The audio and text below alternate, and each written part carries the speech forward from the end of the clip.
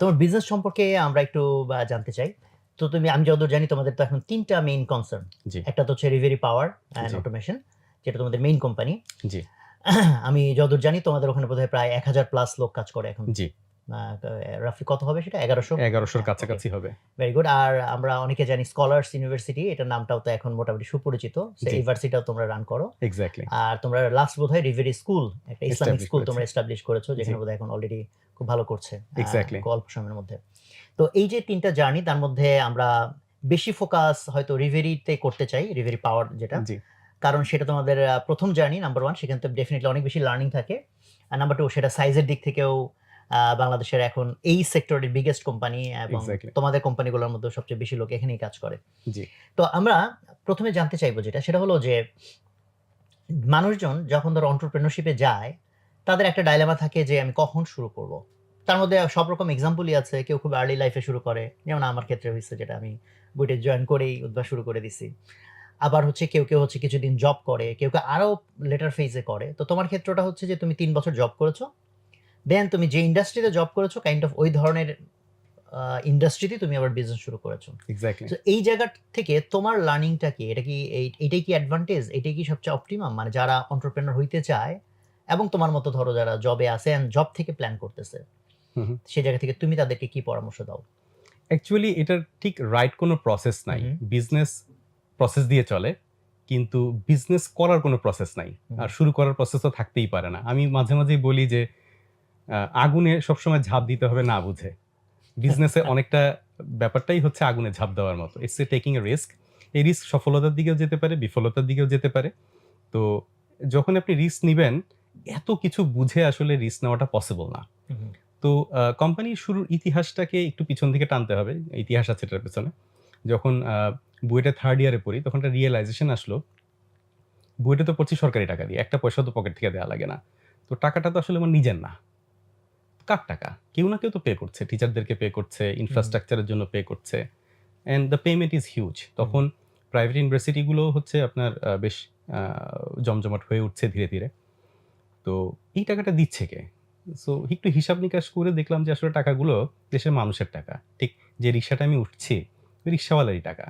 এই যে টাকাটা আমরা ইউজ করছি, এটাকে তো আমাকে রিটার্ন করতে হবে। এটা ইনভেস্টমেন্ট। দেশের একটা ইনভেস্টমেন্ট আমার উপরে। তো এটাকে রিটার্ন করার একটা মাত্র ওয়ে হচ্ছে দেশকে সার্ভ করা। তো মোটামুটি আমি 3rd ইয়ার থেকেই একদমই ডিটারমাইন্ড আমি দেশে থাকবো। যেটা আসলে বুয়েটের কালচারের সাথে যায় না। অ্যান্ড ইউ নো যে হ্যাঁ, হ্যাঁ, বুয়েট ওইটা তো তো একবার আমি বিদেশ আসলে দিয়েই রাখে। বুয়েটকে আমি একটু এক্সপোর্ট প্রসেসিং জোনই বলি। মানে দেশের টাকা ব্যয় করে দেশের একদম হ্যাঁ, শীর্ষস্থানীয় যারা মেধাবী আছে তাদেরকে বাইরে পাঠানোটাই হচ্ছে বুয়েটের মূল উদ্দেশ্য কিংবা কালচারটাই এমন। হু, হু, তো 3rd ইয়ার আমি নির্ধারণ করে ফেলি যে দেশে থাকবো। এবং সমমনা কিছু ফ্রেন্ডদের সাথে হচ্ছে গিয়ে একই রকমভাবেই আমাদের ডিসকাশন আগায়। কিন্তু বিজনেসে কিভাবে আসবো কিংবা আদৌ আসা হবে কিনা এই প্রসেসটা সম্পর্কে আমার কিংবা তাদের কারোরই হচ্ছে পরিষ্কার কোনো আইডিয়া ছিল না। হু, হু, তো আমাদের যে বন্ধু গ্রুপটা ছিল, গ্রুপটা আমরা অনেকদিন পর্যন্তই হচ্ছে মেইনটেইন করেছি। আ আমি এনার্জি প্যাকে জবে ঢুকেছি। আমাদের এই ৩ জনের মধ্যে আমরা একটু বলে রাখা ভালো ৭ জনের মধ্যে ৩ জন আমরা ক্লাসমেট। আচ্ছা। মানে সো বুয়েটেরই ক্লাসমেট? বুয়েটেরই হু, হু, ক্লাসমেট। আ আমি এনার্জি প্যাকে জয়েন করেছি।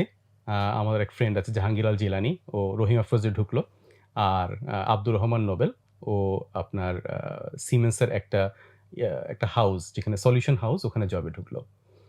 তো এইভাবে জবও চলছিল। আর পাশাপাশি আমাদের একটা কমন প্ল্যাটফর্ম ছিল যেখানে গিয়ে আমরা একটু সময় কাটাতে পারতাম। আ এইটার একটা কাহিনী আছে। আমি আশা করি একটু পরে বলব সেটাকে। সেটা হচ্ছে যে আইবিতে আমরা একটা কোর্স পরিচালনা করতাম মাইক্রো কন্ট্রোলারের উপরে।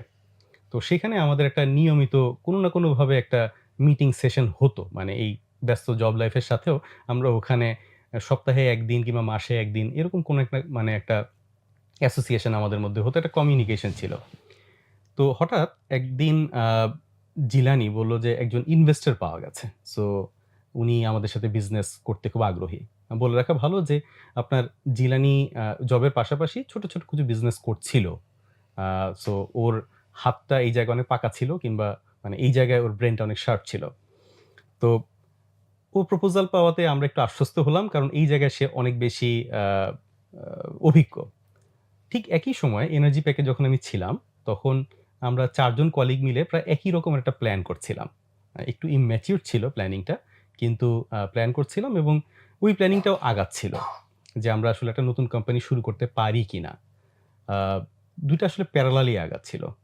তো আমি যেটা চিন্তা করলাম যে এই ২ টা গ্রুপকে নিয়ে একসাথে বসলেই মনে হয় সবচাইতে ভালো হয়। হুম, হুম। আর মনোমানসিকতার দিক থেকেও যাদের সাথে আমি মিশেছি এই গ্রুপটার সাথে, আ গ্রুপের সবাই খুব ভালো মানুষ। তো আসলেই কাজ হলো। মানে সবাই মিলে একটা ৭ জনের ৬ জনের সেটা একটা কত টিম। সালের কথা তাহলে? ১০ এটা না সরি ১৩-১৪? ২০১১ র ১ম দিকে কিংবা আচ্ছা। ১০ এর একদম শেষের দিকে। হুম, হুম। তো তারপরে আমরা আসলে আমাদের যিনি বর্তমান চেয়ারম্যান সাহেব আছেন, যিনি এখানে তার একটা ক্রেডিট দিতেই হয়। আমরা তাকে ইনভেস্টর বলি। আ তার সাথে হচ্ছে গিয়ে আমরা মিটিং করতে যাই। প্রায় বছরখানেক মিটিং চলে। মিটিং চলার পরে আমরা সিদ্ধান্ত নেই যে আমরা ধীরে, ধীরে একজন, একজন করে জব ছেড়ে আমরা রিভেরিতে জয়েন করব। তো একটা সময় তো বেতন আসতো। বেতন ভালোই আসতো। আমি যখন জব ছেড়েছি তখনও মানে একটা ভালো হ্যান্ডসাম সেলারি পেতাম। তো জিলানির তো তখন বাচ্চাও হয়ে গেছে। সো তারও একটা রিকোয়ারমেন্ট ছিল আ প্রতি মাসে সেলারি। তো আমরা আসলে জানতাম না যে প্রত্যেক মাসের সেলারিটা আসলে কিভাবে আসবে। হুম, বাট হুম। উই স্টার্টেড মানে চোখটা বন্ধ করে স্টার্ট করে দিয়েছি।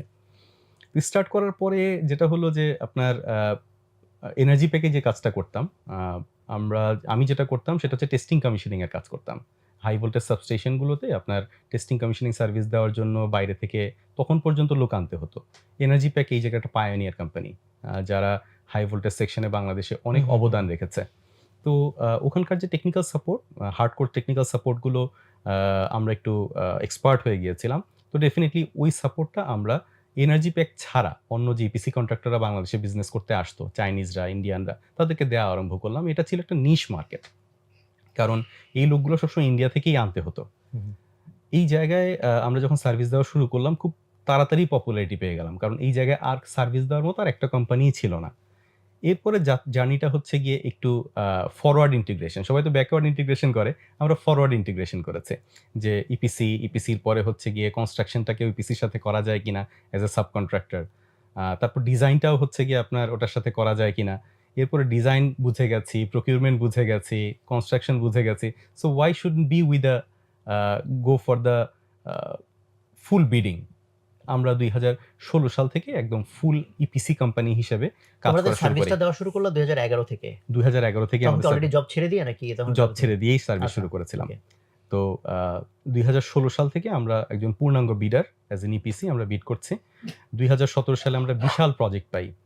আ ভারতের আদানির যে পাওয়ার প্ল্যান্টটা আছে, হুম, হুম, হুম, ওখান থেকে তো প্রায় ১৬০০ মেগাওয়াট পাওয়ার তো বাংলাদেশে আনতে হবে। হুম, হুম। তো ওর জন্য তো বাংলাদেশের বিশাল ইনফ্রাস্ট্রাকচার দরকার। তো এইজন্য এডিবি একটা ফান্ডিং এর একটা প্রজেক্ট হয় প্রায় ৭০০ ক্রোড় টাকার একটা প্রজেক্ট। ওই প্রজেক্টটা আমরা সর্বপ্রথম বড় প্রজেক্ট যেটা দিয়ে আমরা আ এই জায়গায় একটা ইমপ্যাক্ট তৈরি করেছিলাম। এরপর থেকে আলহামদুলিল্লাহ আল্লাহ পাক অনেক ভালো রেখেছে। বিজনেসটা অনেক বড় হয়েছে। তো আমাদের পরিবারটাও অনেক তো বড়। তোমাদের উপর আদানির একটা ব্লেসিং আছে নাকি?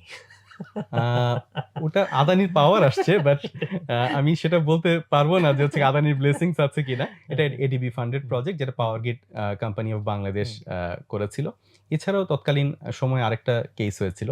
বাংলাদেশ সরকার প্রায় ১৪ টা পাওয়ার প্ল্যান্ট খুব কুইকলি নিয়ে আসবে এরকম একটা প্রজেক্ট লঞ্চ করেছিল। ৯ মাসের মধ্যে পাওয়ার প্ল্যান্ট আনতে হবে।